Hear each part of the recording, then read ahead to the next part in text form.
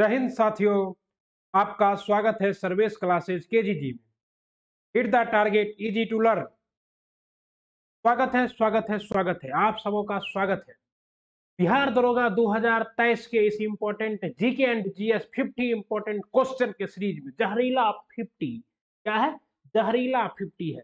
आइए और दरोगा में सिलेक्शन पाइए। यह नौकरी क्या है? हमारी है, हम लोगों की है। जो भी इस वीडियो को देख रहा है उसकी एकदम कंप्लीट ऑपरेशन है, पूरा डिटेल में ऑपरेशन है। और आपको पता है कि आपका भाई 2 बार दरोगा में रिजल्ट दे चुका है पीटी मेंस में, इसलिए यह वीडियो आपके लिए ज्यादा इंपॉर्टेंट है, क्योंकि मैं सिर्फ वही कराऊंगा जो एग्जाम में पूछा जाता है।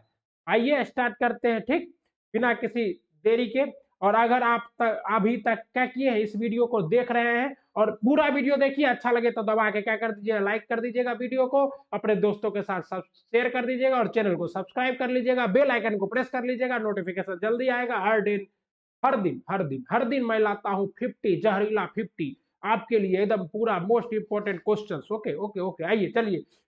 अगला सवाल, पहला सवाल है आपके स्क्रीन पर। फिरोज शाह मेहता द्वारा किस वर्ष बंबई प्रेसिडेंसी एसोसिएशन की स्थापना की गई? किस वर्ष की गई थी? 1899 में, 1884 में, 1852 में या 1885 में? साथियों आपका सही जवाब है 1885 में। फिरोज शाह मेहता के द्वारा कब 1885 में बंबई एसोसिएशन की स्थापना की गई थी। लेकिन जैसे ही कांग्रेस की स्थापना होती है, कब? 28 दिसंबर 1885 को, 1885 किसका विलय हो जाता है कांग्रेस में? फिरोज शाह मेहता के इस बंबई प्रेसिडेंसी के संगठन का। कहा विलय हो जाता है? कांग्रेस में विलय हो जाता है। और आपको पता है कि कांग्रेस की स्थापना पहले कहां होने वाली थी? तो पहले होने वाली थी कांग्रेस की स्थापना कहां? पुणे में। लेकिन पुणे में प्लेग फैलने की वजह से स्थापना कहां आ गया? गोकुलदास तेज प्रताप संस्कृत महाविद्यालय बंबई में हुई थी। ओके। और मृत घाटी डेथ वैली क्यों प्रसिद्ध है? Why is death valley is famous? अत्यधिक लवणता के कारण, अत्यधिक वर्षा के कारण, अत्यधिक उष्णता के कारण, या गहरी घाटी के कारण? देखिए डेथ वैली है, बहुत गहरी घाटी है, लेकिन यहाँ पे सटीक आंसर क्या होगा साथियों? ये होगा आपका अत्यधिक लवणता के, अत्यधिक कुशलता के कारण। क्योंकि यहाँ पर क्या है, तो देखिए आगे आपके लिए डेथ वैली लगाया हुआ है। डेथ वैली कहाँ पाया जाता है? कैलिफोर्निया में पाया जाता है। कहाँ? यूएसए में। कहाँ? यूएसए के कैलिफोर्निया में पाया जाता है डेथ वैली साथियों। और यहाँ पर क्या होता है, तो यहाँ मरुस्थल है। आपको पता है कि यहीं पर क्या है, मोजेब मरुस्थल है। कौन सा मरुस्थल है? मोजेब मरुस्थल है, जो कि अमेरिका में है, साउथ अमेरिका में, सॉरी नॉर्थ अमेरिका में। और यहीं पर आपका क्या है, डेथ वैली पाया जाता है। तो डेथ वैली में क्या है, तापमान बहुत ज्यादा रहता है और उष्णता बहुत ज्यादा रहता है। इतना उष्णता रहता है, ह्यूमिडिटी इतनी ज्यादा रहता है कि लोगों का इतना पसीना चलता है कि उसकी क्या हो जाती है, मृत्यु हो जाती है। इसलिए इसका नाम क्या है? डेथ वैली नाम है, ठीक है। कहता है जलोढ़ मिट्टी के संबंध में कौन सा या से कथन सत्य है? आपको पता है कि जलोढ़ मिट्टी किसको कहते हैं? नदियों के द्वारा लाई गई मिट्टी को क्या कहते हैं? जलोढ़ मिट्टी। वैसी मिट्टियां जिसको नदियां लाती है उसे जलोढ़। नई मिट्टी लाई तो खादर, पुरानी है तो बांगर। ओके। बिहार में सर्वाधिक कौन सी मिट्टी है? जलोढ़ मिट्टी है। जलोढ़ मिट्टी प्रायद्वीपीय प्रदेश में पूर्वी तट की नदी डेल्टाओं और नदियों के घाटियों में पाई जाती है। सही है आपका। कहता है प्रतिवर्ष बाढ़ों के द्वारा निफचित होने वाली नई जलोढ़ मृदा को बांगर कहते हैं। देखिए अभी तुरंत बताए, नई जलोढ़ मृदा को क्या कहते हैं? खादर कहते हैं। तो बांगर तो होगा नहीं। अगर यहीं पर नई की जगह क्या कर दे हम लोग? पुरानी। क्या कर दे? पुरानी कर दे तो क्या हो जाएगा? सही हो जाएगा। और जलोढ़ मृदा में पोटास की मात्रा अधिक पाई जाती है। सही है, यानी कि 1 और 3 क्या है? सही है। 1 और 3 क्या है? और आप लोग मेरे साथ साथ बनाइए और बताइए आपका कितना सही होता है। और डिस्कशन लाजवाब होगा और इसी डिस्कशन से क्वेश्चन आएगा। ये देखिए आप क्या है, ये नॉर्थ अमेरिका है, नॉर्थ अमेरिका। और ये जो नॉर्थ अमेरिका का देश है, इस देश का नाम क्या है? यूएसए है। क्या है? यूएसए। नॉर्थ अमेरिका में 3 देश है, यूएसए, कनाडा और मैक्सिको। ओके। और ये आपका जो क्या है, नॉर्थ अमेरिका का भाग है अलास्का, जिसे क्या किया था नॉर्थ अमेरिका ने, मतलब नॉर्थ अमेरिका ने, यूएसए ने क्या किया था? रूस से खरीद लिया था। ओके। चलिए, सूर्य ग्रहण की स्थिति में होता है। सूर्य ग्रहण कब होता है साथियों? तो सूर्य जब चंद्रमा और पृथ्वी के बीच आ जाता है, तो इसका मतलब क्या है? इसका इस प्रश्न का मतलब है कि यहाँ सन है, ये अपना क्या है, ये अपना मून है, और इधर क्या है? अर्थ है। ऐसा कब होता है? तो ऐसा होता है चंद्र ग्रहण में। क्या होता है? चंद्र ग्रहण में पृथ्वी, सूर्य तो अपने जगह पर स्थिर है। सूर्य क्या है? अपने जगह पर स्थिर है। मान लीजिए सूर्य यहाँ है तो यहीं रहेगा। लेकिन कभी क्या होगा, ये अपना क्या है, मान लीजिए पृथ्वी है और इसके चारों ओर क्या घूम रहा है? ये चंद्रमा। तो कभी चंद्रमा आ जाएगा सन के बीच में और कभी पृथ्वी आ जाएगा मून के बीच में। यानी कि सूर्य ग्रहण कब होगा? जब पृथ्वी क्या होगा, सूर्य और पृथ्वी क्या होगा, जब सूर्य और चंद्रमा के बीच में कौन आ जाएगा, पृथ्वी आ जाएगा, तो क्या होगा, सूर्य ग्रहण होगा? बिल्कुल नहीं। सूर्य क्या है, अगर देख लेते हैं, जब जब सूर्य जब जब चंद्रमा और पृथ्वी के बीच आता है, नहीं। पृथ्वी जब सूर्य और चंद्रमा के बीच आ जाता है, नहीं। चंद्रमा जब क्या होता है, सूर्य और पृथ्वी के बीच आ जाता है, तभी क्या होगा, सूर्य ग्रहण। क्योंकि जब चंद्रमा आ जाएगा तो क्या होगा, चंद्रमा के आ जाने की वजह से सूर्य का लाइट पृथ्वी पर नहीं पहुंच पाएगा। और सूर्य ग्रहण कब होता है, तो अमावस्या को होता है। कब होता है, अमावस्या। ओके, इसी को आप लोग क्या कहते हैं, न्यू मून डे। ठीक है ना। यूरेनियम के भंडार निम्नलिखित में से कौन सा देश शीर्ष पर है, यूरेनियम के भंडार में कौन सा देश शीर्ष पर है, तो यूरेनियम को कहते हैं भविष्य का ईंधन। और परमाणु बम बनाने में किसका प्रयोग किया जाता है, यूरेनियम का। और सर्वाधिक कहाँ पाया जाता है, ऑस्ट्रेलिया में पाया जाता है। लेकिन अगर एशिया में कहेगा तो कजाकिस्तान में क्या है, सर्वाधिक यूरेनियम है। भारत में यूरेनियम की मात्रा नहीं है। भारत में क्या पाया जाता है, केरल के तट पर यूरेनियम की जगह पर क्या पाया जाता है साथियों, थोरियम पाया जाता है। क्या पाया जाता है, थोरियम। ठीक है। निम्नलिखित में से कौन सुमेलित नहीं है, 10 डिग्री चैनल कहाँ है भैया, अंडमान एवं निकोबार द्वीप समूह। ठीक है, अंडमान और निकोबार द्वीप समूह को कौन अलग करता है, 10 डिग्री चैनल अलग करता है। Well, very good. डोबर जल संधि इंग्लिश चैनल और उत्तरी सागर के बीच में, ये भी सही है। कहता है मलक्का जल संधि अंडमान और दक्षिण चीन सागर को है, ठीक है ना, और सिंगापुर के पास है, सही है। लेकिन डेविस जल संधि क्या है, बेफिन की खाड़ी और प्रशांत महासागर नहीं होगा, तो क्या होगा, आइए हम लोग लगा रखे हैं आपके लिए। ये देखिए आपका क्या है, ये है आपका बेफिन की संधि। और यहाँ क्या है आपका, लेब्राडोर सी, इसका नाम क्या होगा, लेब्राडोर सी। अगर अब महासागर भी दे तो महासागर भी देगा तो क्या होगा, नॉर्थ अटलांटिक महासागर या अटलांटिक महासागर होगा। आपको यहाँ पर देखिए, यहाँ है आपका 10 डिग्री चैनल, 10 डिग्री चैनल। और यहाँ पर आपका क्या है, ये देखिए, ये है आपका मलक्का स्टेट। क्या है, यहाँ पे मलक्का स्टेट है। तो ये क्या कर रहा है, यहाँ से ऐसे ये मलक्का स्टेट, अंडमान सागर और ये दक्षिण चीन सागर को जोड़ रहा है, कौन, मलक्का स्टेट। ओके, तो ये मोस्ट था आपका। और विश्व की सबसे चौड़ी जल संधि कौन है, तो आपका यही क्या है, डेविस जल संधि विश्व की सबसे चौड़ी जल संधि है। मैक्सिको और यूएसए के बीच में क्या है, यूकाटन की जल संधि है। क्या है, यूकाटन की जल संधि। ओके, ये कुछ क्वेश्चन थे जो कि आपके एग्जाम में अक्सर आ जाते हैं। ओलिव रेडले कछुआ के स्थान के रूप में कौन सा स्थान प्रचलित है, ऑलिव रेडले कछुआ के स्थल के रूप में कौन सा स्थान प्रचलित है साथियों, भीतरकनिका, सुल्तानपुर, सिमली पाल, पेरियार। देखिए आप लोग देखे हैं कि नहीं देखे, ये देख लीजिए, ऑलिव रेडले कछुआ है, ठीक है ना। और ये भारत के किस उड़ीसा राज्य में होता है। और सिमली पाल और भीतरकनिका दोनों उड़ीसा में ही क्या पाए जाते हैं, पाए जाते हैं। लेकिन इसका सही जवाब क्या होगा, भीतरकनिका। क्या होगा, भीतरकनिका में आपका ऑलिव रेडले कछुआ पाया जाता है।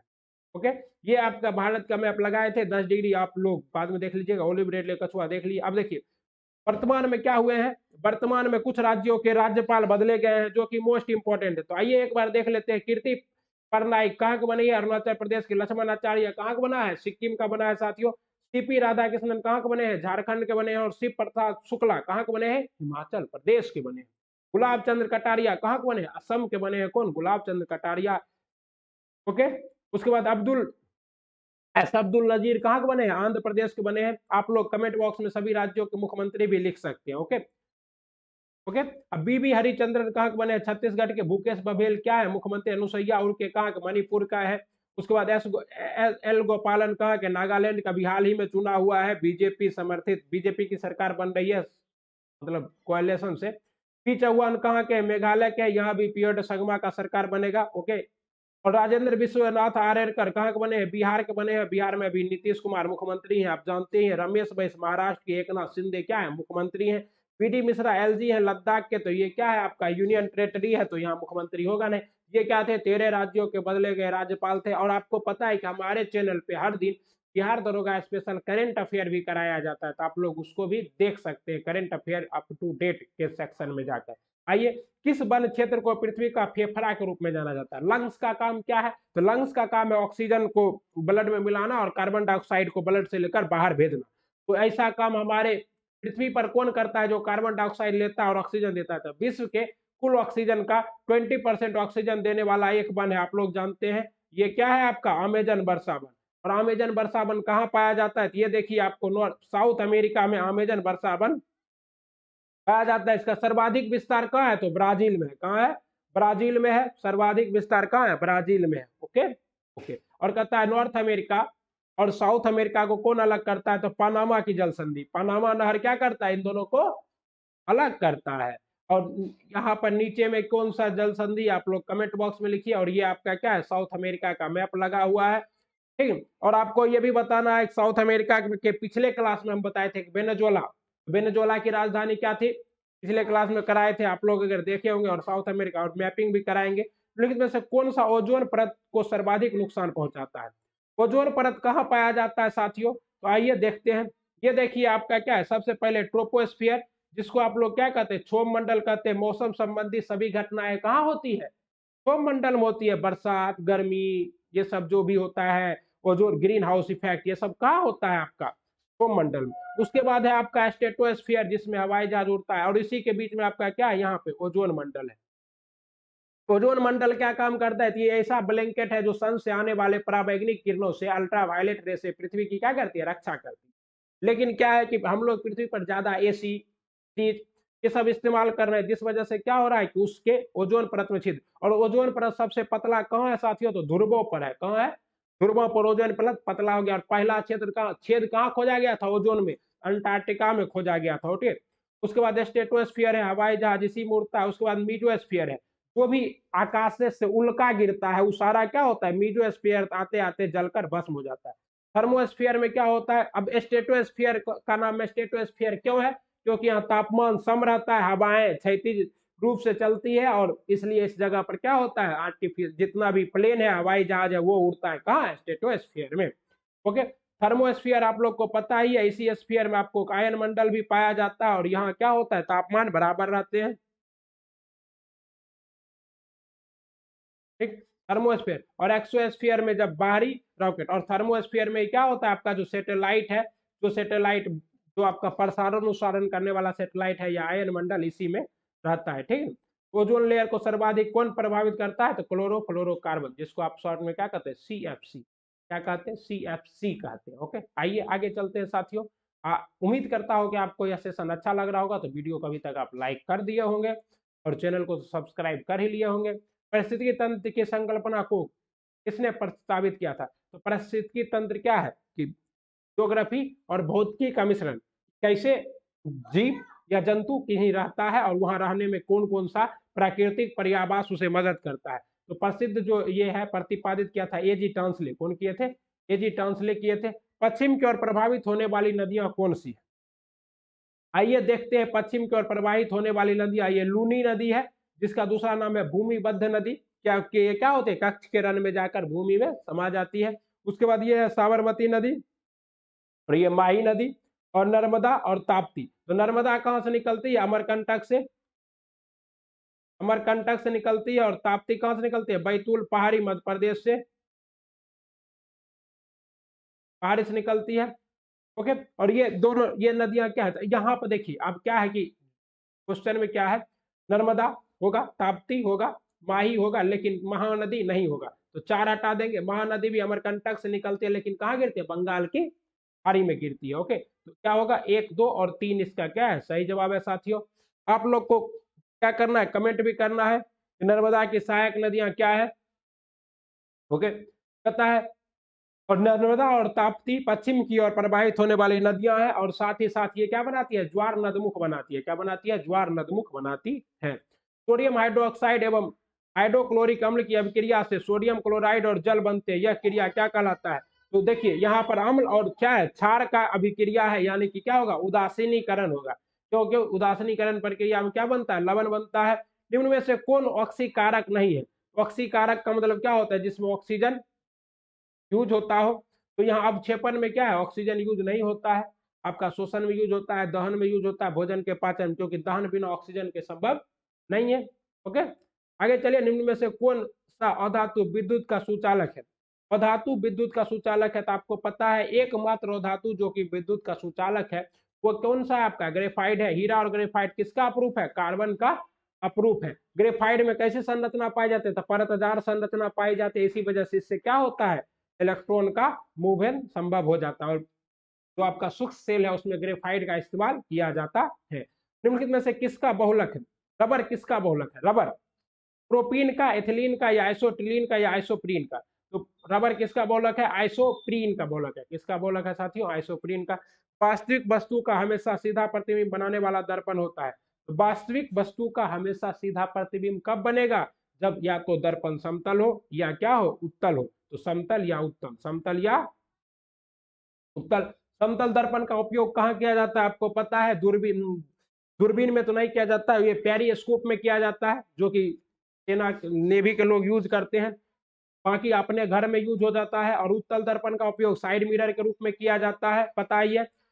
विद्युत चुंबक बनाने के लिए प्रायः किस पदार्थ के छड़ का प्रयोग किया जाता है? तो विद्युत चुंबक बनाने के लिए हमेशा नम लोहे का प्रयोग किया जाता है। ओके, नम लोहे का प्रयोग किया जाएगा। निम्न में से कौन सा मिश्रण का पृथक्करण विधियां है? तो रवाकरण है, निस्पंदन है, अवसावन है, ऊर्ध्वापातन। ऊर्ध्वापातन का मतलब क्या होता है? सॉलिड से सीधे गैस में परिवर्तित हो जाना, क्या कहलाता है? ऊर्ध्वापातन। तो यानी कि क्या होगा आपका सही जवाब इनमें से सभी। मनुष्य में मादा जनन अंग से किस हार्मोन का स्राव होता है? तो मनुष्य में मादा जनन अंग से एस्ट्रोजन, प्रोजेस्टेरोन और रिलैक्सिन सभी का होता है। रिलैक्सिन ये क्या है?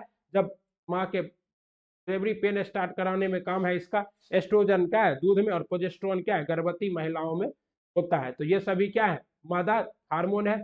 और टेस्टोस्टेरोन क्या है? पुरुष हार्मोन है। पुरुष जनन हार्मोन कौन सा है? टेस्टोस्टेरोन, जो टेस्टिस के द्वारा। टोकोपोराल किसको कहते हैं? तो विटामिन ई का वैज्ञानिक नाम क्या है? टोकोपोराल। और आपको पता है विटामिन ई सुंदरता वाला, ब्यूटी एंड क्या कहते हैं? बच्चा पैदा करने वाला। जनन क्षमता की कमी, इसकी कमी से क्या हो सकता है? जनन क्षमता की। कहाँ से मिलता है विटामिन ई? स्प्राउट, जो फूला हुआ मूंग है, अंकुरित चना, मूंग। उसके बाद आप देखिए दूसरा क्या है आपका? थायमिन। तो थायमिन को विटामिन बी1 कहते हैं। और इससे होता है क्या चीज? Beriberi. हमारा दो मिल गया, तो इस आधार पे हम लोग मिलाएंगे, एक का तीन इसमें है, दो का एक। उसके बाद क्या है? तीन का दो यहाँ है, यानी कि ये हमारा क्या है? बी नंबर ऑप्शन सही है। अब आगे देख लेते हैं नेप्थोक्विनोन। नेप्थोक्विनोन क्या है? तो नेप्थोक्विनोन चोट लगने पर रक्त का थक्का न जमने से अधिक रक्तस्राव हो जाता है। तो अधिक रक्तस्राव किसके? विटामिन के की कमी से ऐसा होता है। और साइनोकोबालामीन, साइनोकोबालामीन क्या है? तंत्रिका तंत्र में गरीबरियों को कौन जाता है? साइनोकोबालामीन। ओके। अमीबा में भोजन का अंतःग्रहण किसके द्वारा होता है? तो अमीबा में, अमीबा तो पता है आपको, हमको सबसे अच्छा एक ही फिगर बनाने आता है, वो है अमीबा। और ये अमीबा है। अब अमीबा क्या होगा? जैसे मान लीजिए अमीबा यहाँ पर है और यहाँ पर इसका भोजन है, तो धीरे धीरे क्या करता है? अपने आप कैसे ऐसे बढ़ाता है और इसको घर अंदर कर लेता है। अमीबा में भोजन का अंतःग्रहण किसके द्वारा होता है? कूटपाद के द्वारा होता है। अमीबा एक कोशिकीय जीव है। इनमें से कौन सा ऊर्जा का मात्रक है? तो ऊर्जा का मात्रक है जूल। एसआई मात्रक जूल है। और सीजीएस मात्रक अर्घ है। एक जूल बराबर क्या होता है? एक जूल बराबर 10⁻7 अर्घ होता है। बहुत बार क्वेश्चन पूछा गया है। एक जूल बराबर 10⁻7 अर्घ होता है, ठीक है, याद रखिएगा। चलिए आगे। तथा संविधान के किस भाग में सहकारी समितियों का उपबंध किया गया है? तो वर्तमान में आपको पता है कि सहकारिता मंत्री कौन है? अमित शाह है। और भाग 9 जो है ये संविधान में जोड़ा गया है।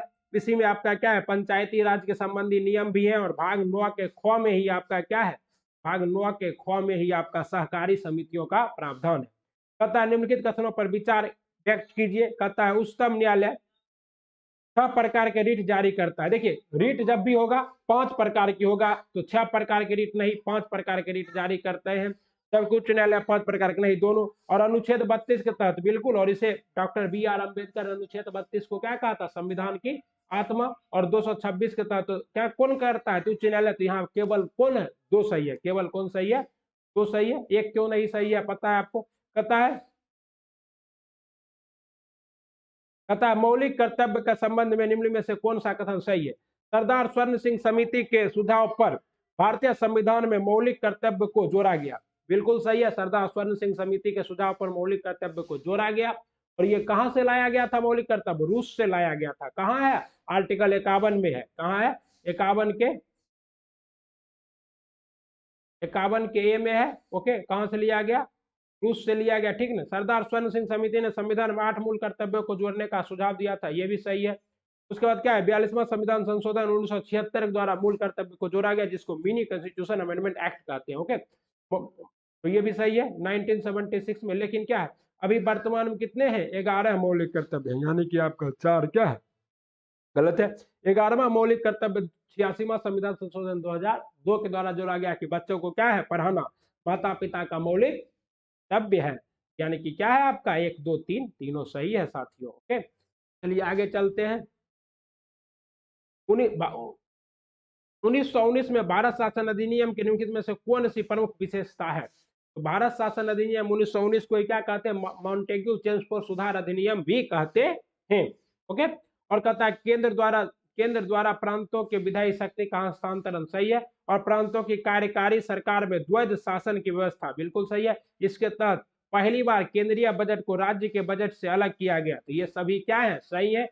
मॉन्टेग्यू चेम्सफोर्ड सुधार अधिनियम के रूप में इसे जाना जाता है। और इसी के बाद क्या हुआ था? आपको जलियांवाला बाग हत्याकांड भी हुआ था। कहता है स्वतंत्र भारत के पहले मंत्रिमंडल में रेलवे एवं परिवहन मंत्रालय का जिम्मा किसे सौंपा गया था? रेलवे और परिवहन मंत्रालय का जिम्मा किसे सौंपा गया था? ये सौंपा गया था डॉक्टर जॉन मथाई को। किसे सौंपा गया था? डॉक्टर जॉन मथाई को। आर के प्रश्नमुखम सेठी स्वतंत्र भारत के पहले बजट कौन पेश किए थे? आर के प्रश्नमुखम सेठी। ओके। और सरदार वल्लभ भाई पटेल हमारे क्या थे? गृह मंत्री थे और लौह पुरुष थे। ठीक है। क्योंकि जैसे कौन सा राज्य के नीति निर्देशक सिद्धांत नहीं है? कुटीर उद्योग का विकास करना, बिल्कुल है। आज आजीविका के पर्याप्त साधनों का आविष्कार अधिकार, बिल्कुल है। लेकिन अल्पसंख्यकों की भाषा, लिपि या संस्कृति का संरक्षण ये नहीं है। क्यों नहीं है साथियों? क्योंकि ये आपका क्या है? 29-30 में अल्पसंख्यकों का अधिकार। और ये कैसा अधिकार है? ये मौलिक अधिकार है। कैसा अधिकार है? मौलिक अधिकार है। तथा लॉर्ड डलहौजी के शासन काल में लागू व्यापक सिद्धांत के कारण ब्रिटिश साम्राज्य में शामिल किए गए राज्यों की सूची में शामिल नहीं है। देखिए, सभी को शामिल किया गया था। सतारा, जैतपुर, बघाट, संबलपुर, ओके। और क्या है? नागपुर, अवध, सभी को किया गया था। लेकिन इसमें क्या है? अवध को जो है, अवध को कुशासन के आधार पर किया गया था। कुशासन। तो यही है आपका कि ये व्यापकता के सिद्धांत के तहत नहीं आया था, कुशासन के तहत आया गया था। क्योंकि अवध के नवाब पे कुशासन का आरोप लगाकर अवध को, और लास्ट में करौली को भी क्या किया था? लाया गया था। लेकिन करौली को भारी जन विद्रोह के कारण वापस कर दिया था। सामाजिक धार्मिक, और इसी में क्या था आपका? इसी में आपका 1857 की क्रांति का बीज बोया हुआ था। सामाजिक धार्मिक सुधार आंदोलन के दौरान बाल विवाह रोकने के लिए शारदा अधिनियम कब पारित हुआ? तो शारदा अधिनियम 1930 में पारित हुआ था। कब पारित हुआ था? 1930 में ईश्वर चंद्र विद्यासागर के प्रयास से लॉर्ड इरविन के द्वारा। लड़कियों की विवाह की आयु कितनी वर्ष रखी गई थी? 14 वर्ष। और लड़कों की 18 वर्ष रखी गई थी इसमें, शारदा अधिनियम 1930 के द्वारा। ओके, याद रखिएगा साथियों। चलिए आगे चलते हैं। कहता है इंडियन मिरर समाचार पत्र का संपादन किनके द्वारा किया जाता था? इंडियन मिरर समाचार पत्र का संपादन 1816 में देवेंद्रनाथ टैगोर के द्वारा किया गया था, कलकत्ता से। किसके द्वारा? देवेंद्रनाथ टैगोर के द्वारा कलकत्ता से किया गया था। कहता है कांग्रेस के किस अधिवेशन के दौरान पृथक निर्वाचन पद्धति को अस्वीकार किया गया? तो पृथक निर्वाचन पद्धति कब आया था? मॉडल मिंटो सुधार अधिनियम 1909। तो कब किया जाएगा? 1909 में किया जाएगा। और 1909 में कहाँ है? लाहौर अधिवेशन हुआ था, इसी समय किया गया था। ठीक। तथा मुस्लिम लीग के द्वारा प्रत्यक्ष कार्रवाई दिवस कब मनाया गया? तो प्रत्यक्ष कार्रवाई दिवस में क्या किया गया कि पाकिस्तान के मांग को लेकर प्रत्यक्ष कार्रवाई दिवस मनाया गया। और इसके बाद ही क्या हुआ? भारत में पूरा एकदम जोर शोर से दंगा फैल गया। तो कब मनाया गया? 16 अगस्त 1946 को। कब? 16 अगस्त 1946 को। निम्नलिखित में से कौन सा स्थान जलियांवाला बाग हत्याकांड के संबंध में सही नहीं है? कथन। ओके। जलियांवाला बाग कांड की जांच के लिए हंटर समिति गठित की गई थी, संबंध में सही नहीं है। सैफुद्दीन किचलू और डॉक्टर सत्यपाल की गिरफ्तारी के विरोध में सभा आयोजित किया गया था, ये आपका क्या है? सही है। कहता है इसके उपरांत गांधी जी ने केसरे हिंद की उपाधि लौटा दी थी, ये भी क्या है? सही है। गांधी जी ने केसरे हिंद लौटा दी थी। रविंद्रनाथ टैगोर ने नाइटहुड की उपाधि लौटा दी थी। ओके। और इसके उपरांत गांधी जी ने सत्याग्रह का प्रथम सफल प्रशिक्षण किया, ये क्या है? गलत है। गांधी जी से पहले ही क्या कर चुके थे? कर चुके थे। यानी कि आपका क्या है? ये सभी सही है और यही क्या है? गलत। तो आपका गलत पूछ रहा है, तो गलत ही होगा आंसर इसका। 3 नंबर। ठीक। भारत में चांदी सर्वप्रथम किस काल में पाई गई? चांदी जैसा। ओके। कहा पाया गया? हड़प्पा सभ्यता के काल में। कब पाया गया? हड़प्पा सभ्यता के काल में चांदी पाया गया, आपको पता ही होगा। और सोने का सर्वाधिक सिक्का कौन जारी किया था? तो गुप्त। लेकिन शुद्ध सोने का सिक्के कौन जारी किए थे? कनिष्क। कहता है किस शासक ने शिलादित्य की उपाधि धारण की थी? शिलादित्य मतलब क्या होता है? पत्थर। तो पत्थर की उपाधि किसने धारण की थी? हर्षवर्धन ने। हर्षवर्धन किस वर्धन वंश का? पुष्पभूति वंश का शासक था। ठीक है। और इसकी राजधानी कहाँ थी? कन्नौज थी। हर्षवर्धन एक कवि भी था। रत्नावली नागालैंड इसकी क्या है? प्रसिद्ध रचना। हर्षवर्धन के दरबारी कवि कौन थे? कौन भट्ट थे जिन्होंने किसकी रचना की थी? हर्षचरित की रचना की थी। ओके, इनमें से किस संत को कृष्ण और विष्णु का अवतार माना जाता है? तो चैतन्य महाप्रभु को क्या माना जाता है? कृष्ण और विष्णु का अवतार माना जाता है। मीराबाई को पता है आपका, राजस्थान में ये क्या थी? कृष्ण के प्यार में पागल संत थी। उसके बाद संत ज्ञानेश्वर के बारे में नहीं पता है ज्यादा हमें। प्रसिद्ध विक्रमशिला विश्वविद्यालय की स्थापना भागलपुर बिहार के किस शासक के द्वारा की गई? आपको पता है कि प्रसिद्ध विक्रमशिला विश्वविद्यालय की स्थापना पाल शासक धर्मपाल के द्वारा की गई। और पाल वंश की स्थापना किसने की थी? संस्थापक कौन था पाल वंश का? संस्थापक पाल वंश का कौन था? गोपाल था। ओके, और गोपाल कैसे हुआ? तो इसका नाम गोपाल था और इन्होंने बंगाल की जनता को पाला, तो इसलिए वंश का नाम ही हो गया क्या चीज? पाल वंश। ओके, इनमें से किस शासक ने महात्मा बुद्ध की सेवा में अपने राजवैद्य जीवक को भेजा था? तो राजवैद्य जीवक के को कौन, किसके दरबार में राजवैद्य जीवक था? तो बिंबिसार के दरबार में। कौन भेजेगा? बिंबिसार भेजेगा। कौन भेजेगा?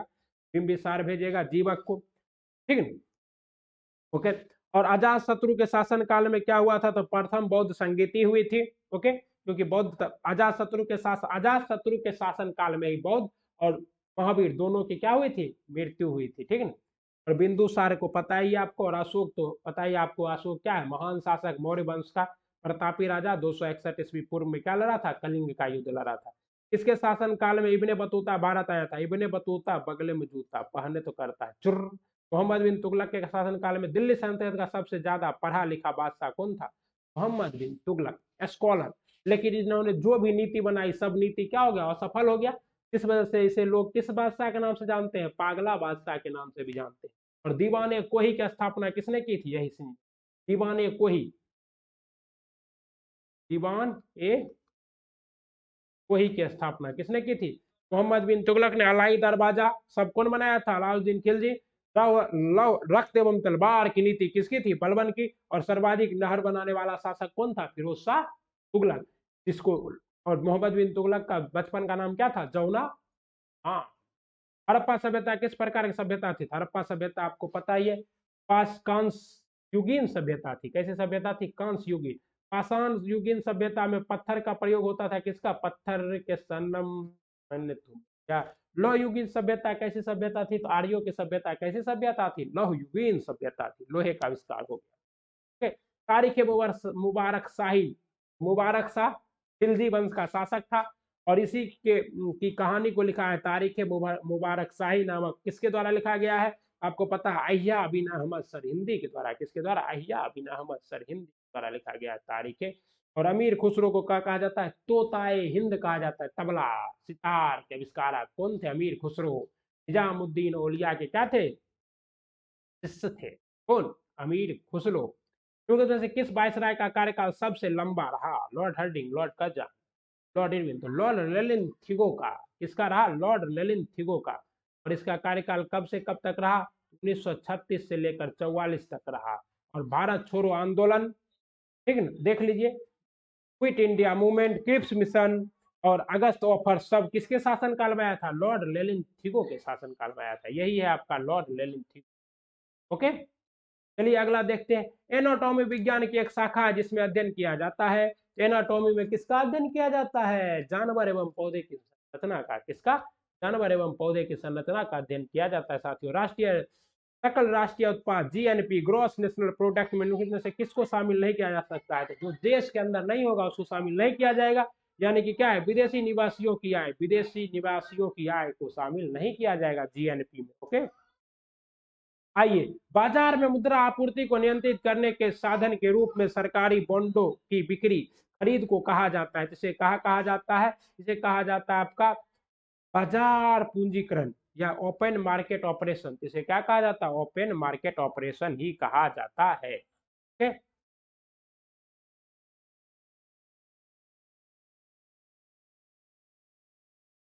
ठीक। निम्नलिखित से कौन सा रिपोर्ट विश्व बैंक द्वारा जारी नहीं किया जा सकता? आपको पता है, ब्रिटेन वुड्स सम्मेलन के द्वारा 1944 में क्या किया गया था? 1944 में आपको विश्व बैंक और आईएमएफ की स्थापना की गई थी। विश्व बैंक दीर्घकालीन ऋण देता है विकास के लिए, और आईएमएफ जो है अल्पकालीन ऋण देता है। जिसके पास अभी पाकिस्तान क्या है? कटोरा लेके बैठा हुआ है।